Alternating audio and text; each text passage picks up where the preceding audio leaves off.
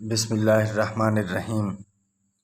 علامہ Iqbal open university M اے اردو کے code number 5619 کے طلباء اور بی ایس عربی اور ایم اے عربی علامہ اقبال اوپن یونیورسٹی اور دیگر جامعات کے تمام طلباء کے لیے انتہائی اہمیت کا حامل موضوع ہے، جو کہ یہ ہے کہ زمانہ جہالت میں شعر و شاعری۔ اس موضوع کے تحت سب سے پہلے ہم شعر کی تعریف کرتے ہیں۔ دیکھیں، شعر کہتے ہیں اچھوتے خیالات، لطیف جذبات اور احساسات کو ایک خاص نہج کے تحت ظاہر کرنا، ایک خاص طریقہ کار کے تحت بیان کرنا جو ہے وہ شعر کہلاتا ہے۔ اب شعر کی تعریف میں بڑا لمبا چوڑا ایک اختلاف ہے، لیکن ہم اختصار کے ساتھ میں نے صرف ان اختلافات کی طرف اشارہ کر دیا ہے کہ بعض ماہرین نے شعر کی تعریف میں موزوں اور مقفع کلام کو بھی شامل کیا ہے، اور بعض نے جو ہے ایسا کلام کہ جس کے اندر موزوں اور مقفع کلام ہو تو ان کو جو ہے انہوں نے منظوم فن یا موضوع کا نام دیا ہے، شعر نہیں کہا ہے۔ بہرحال بعض نے ایسے کلام کو شعر بھی کہا ہے، تو اختصار کے پیش نظر میں نے صرف اشارتاً ان الفاظ کا ذکر کر دیا ہے۔ بہرحال آگے بڑھتے ہیں۔ شعر کے اجزاء ترکیبی، یعنی شعر کے حصے، کن حصوں سے مل کر شعر جو ہے وہ ترتیب دیا جاتا ہے یا بنایا جاتا ہے، وہ 3 ہیں۔ پہلے نمبر پر ہے کہ ایسے معانی اور مطالب کا پایا جانا جن کو خیالات نے جنم دیا ہو، جن کی پیدائش کی وجہ خیالات بنے ہوں۔ شاعر کا تخیل جن معانی اور مطالب کو پیدا کرے۔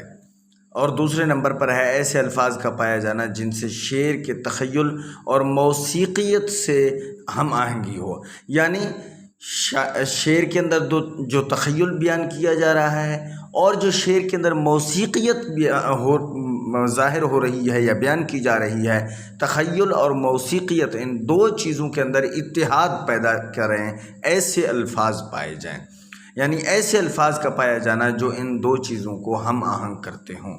نمبر 3، الفاظ کو اس طرح ترتیب دیا جائے کہ کلام کا اثر دوبالا ہو جائے، اور کلام کا اثر دوبالا اس وقت ہوگا جب وزن کے یہ صفت وزن کے ذریعے پیدا کی جائے گی، کیونکہ اثر دوبالا اس وقت ہوتا ہے جب اشعار میں وزن کا خیال رکھا جائے۔ اب خلاصہ یہ ہوا کہ اگر یہ 3 اجزاء پائے جاتے ہیں شعر تو وہ شعر ہے، اگر 3 اجزاء نہیں پائے جاتے تو متفقہ تعریف کے مطابق اسے ہم شعر نہیں کہہ سکتے۔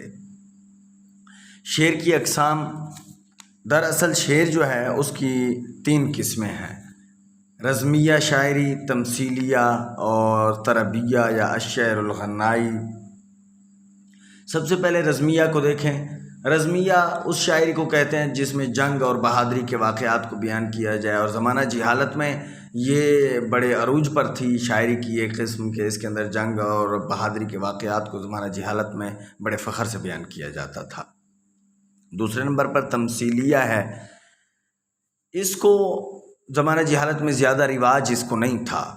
بہرحال اس کی تعریف یہ ہے کہ جب شاعر کے کلام میں اثر نہیں رہتا، جب شاعر اب یہ محسوس کرتا ہے کہ اب میرے کلام میں اثر نہیں رہا ہے، تو وہ اپنے خیالات کو واقعات کے قالب میں ڈھال کر کرداروں کی زبان سے واقعات کے قالب میں ڈھال کر کرداروں کی زبان سے اس طرح ادا کراتا ہے کہ واقعات کی تصویر ہو بہو آنکھوں کے سامنے ہوتی ہے۔ ایسے محسوس ہوتا ہے جیسا کہ در حقیقت وہ شاعر اپنا کلام پیش کر رہا ہوتا ہے، اور واقعات کو قالب میں ڈھال دیتا ہے، جس کی وجہ سے ایسے محسوس ہوتا ہے جیسا کہ واقعہ ہماری آنکھوں کے سامنے ہو رہا ہو۔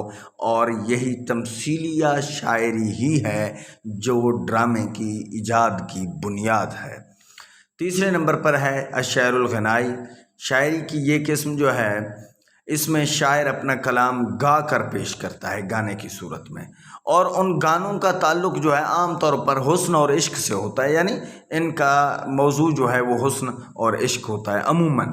شاعری کی اس قسم میں جو ہے وہ موضوعات جو شامل ہیں ان میں مدح ہے، حجب ہے، حماسہ ہے، مرثیہ ہے، سوائے ان پہلوؤں کے تمام پہلو موجود ہیں جو رزمیہ شاعری میں پائے جاتے ہیں، یعنی رزمیہ شاعری والے موضوعات غنائی میں نہیں پائے جائیں گے۔ رزمیہ کے علاوہ جتنے بھی موضوعات ہیں وہ غنائی شاعری میں پائے جا سکتے ہیں۔ آگے دیکھیں جی، یہ ہے زمانہ جاہلی کے شعر و شاعری میں امتیازی خصوصیات، یعنی زمانہ جاہلیت کے اندر جو شعر و شاعری کی گئی اس کی امتیازی خصوصیات کیا تھیں، کون سی کوالٹیز تھیں جنہوں نے زمانہ جہالت کی شعر و شاعری کو دوسری شعر و شاعری جو ہیں ان سے ممتاز کر دیا ہے۔ امتیازی خصوصیات زمانہ جاہلی کی شعر و شاعری کی جو ہیں وہ 4 عنوانات میں ان کو تقسیم کیا گیا ہے۔ پہلے نمبر پر ہے جاہلی دور میں شاعری کے اصناف و اغراض۔ شاعری کے اصناف معنی اقسام، اغراض معنی مقاصد۔ اب دیکھیں اس عنوان کے تحت درج ذیل شاعری کی اقسام شامل ہیں: مدح ہے، حجب ہے، حماسہ ہے، مرثیہ، فخر، معذرت اور وصف ہیں۔ یہ 7 اقسام اس کے تحت شامل ہیں۔ ہم اختصار سے آگے چلنے کی کوشش کرتے ہیں۔ نمبر 2، یعنی ان 4 عنوانات میں سے دوسرا عنوان جو ہے زمانہ جاہلیت کی شاعری میں معانی و مطالب ہے۔ اس عنوان کے تحت بھی شاعری کی درج ذیل خصوصیات شامل ہیں، جو کہ ہم ابھی یہ 3 خلاصہ کے طور پر ہم بیان کرتے ہیں۔ ایک تو یہ ہے کہ معانی و موضوع واضح ہوتے ہیں، یعنی معانی دور جاہلی میں جو شاعری کی گئی اس کے اندر پہلی خصوصیت تو یہ ہے کہ معانی اور موضوع اس کا واضح ہوتا ہے۔ دوسری یہ ہوتی ہے کہ جو حالات شاعر بیان کر رہا ہوتا ہے وہ یا تو حقیقت کے قریب ہوتے ہیں یا بالکل عین حقیقت ہوتے ہیں، یعنی حقیقت کے قریب ہوتے ہیں۔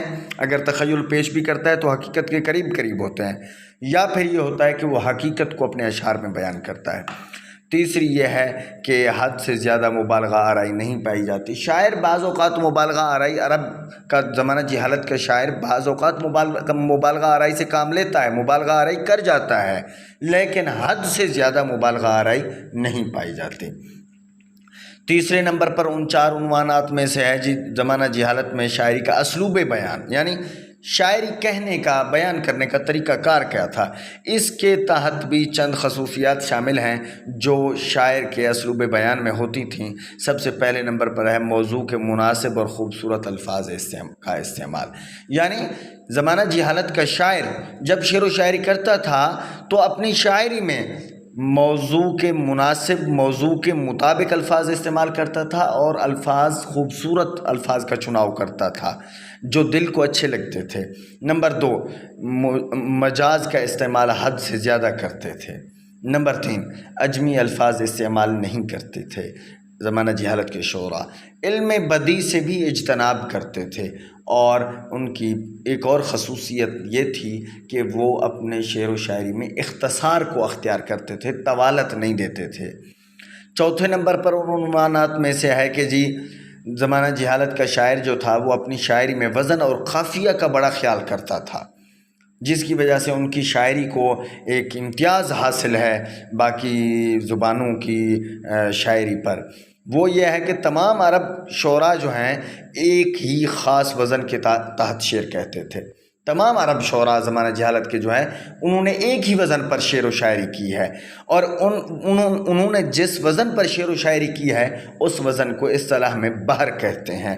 اسی بحر کو وزن اور قافیہ بھی کہتے ہیں، اسی بحر کو وزن اور قافیہ بھی کہتے ہیں۔